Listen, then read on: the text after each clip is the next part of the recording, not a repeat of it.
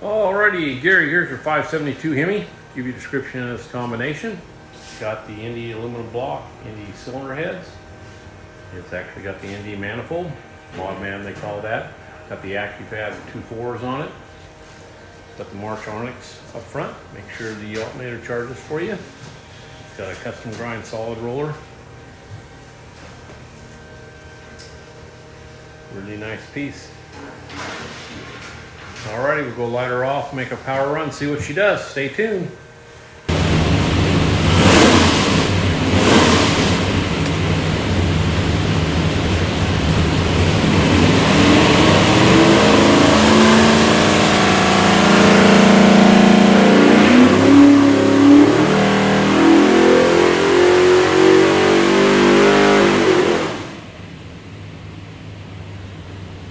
Alrighty, Gary, 34, 591 foot-pounds of torque. Looks like it peaks torque 671, peaks horsepower 596. Good and flat up there, right at 700. It's got a front end on it, so it runs good.